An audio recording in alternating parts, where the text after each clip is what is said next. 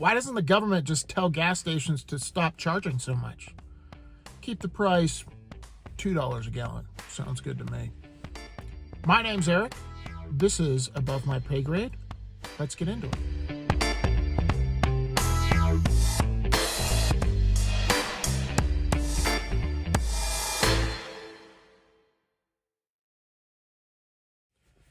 Now, one of your friends or you might think that a good idea as prices rise would be for the government to step in and say, you can't charge more than X on a specific commodity, food, gas, etc. And, if you think through that logically, that's what I kind of want to go through today, why that's a bad idea. Price controls have been tried in the past. If you were alive in the 1970s, you know that there was gas lines, etc. But thinking through it logically, I want you to think about if you were a business owner and somebody came in to your business and said, you cannot charge more than X dollars for this widget. And you're currently already charging more than the capped price they just gave you. Your initial thought is, well, I'm not going to sell any because I can't make a profit. That's the exact same thing that happens with gas, that happens with all commodities. If the government comes in and says, you cannot charge more than this amount, there will eventually be a shortage because producers won't produce anymore. On top of the fact, think about the second and third order effects. I don't think that people, especially politicians, always think about second and third order effects. Like a politician might come in and I would say, they're smart enough to know price controls are a horrible idea. But at the same time, remember, their goal is to be reelected. So not all their voters think this way. So they want to seem like they're doing something, like they really care about you. So they might come in with price controls.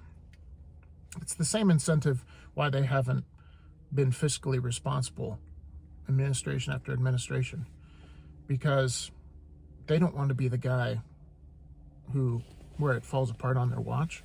So second and third order effects and consequences, be damned. But what happens when the government implements price controls? The price initially comes down in the short term, obviously. Producers stop producing, so there's shortages, aka lines. So essentially, rationing has to come right after that. And eventually, they say, well, these price controls didn't work, but it got me reelected. But maybe we should nix these price controls. So the demand is there for things like fuel and food. But now that they've taken the price controls off, the supply has dwindled. Why has the supply dwindled? Because the profit incentive is gone.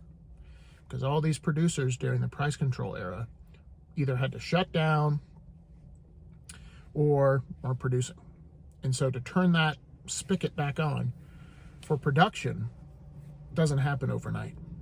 And so typically what happens after price controls, rocket up and to the right for prices. So price controls are a bad idea. Don't even think about it. I know the government might come in and say this is the best solution, but I want you to be skeptical about that and think through logically what are the consequences of taking away profits from a for-profit company. Doesn't make any sense to me. In funny news, Elon Musk challenged Vladimir Putin to a fight on Twitter. Who do you guys think would win? Vladimir Putin, he's an older guy now, 70. Elon Musk seems like he doesn't eat enough calcium, but he is younger. So pound for pound, this would be an interesting fight. Who do you guys think would win?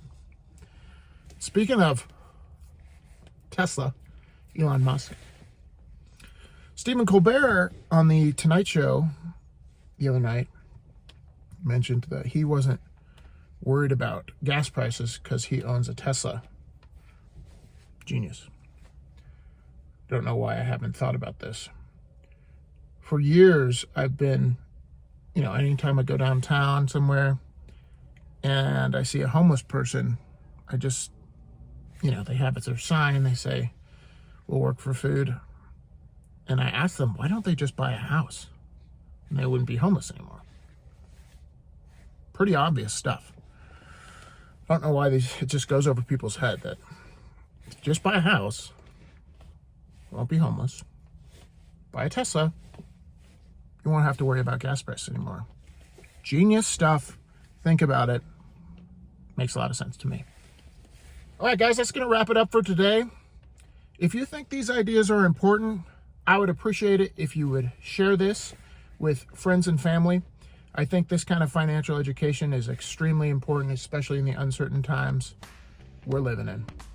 And the more informed you are about how the economic system works, I think the better voter you'll be, and the better you'll be able to handle your own personal finances.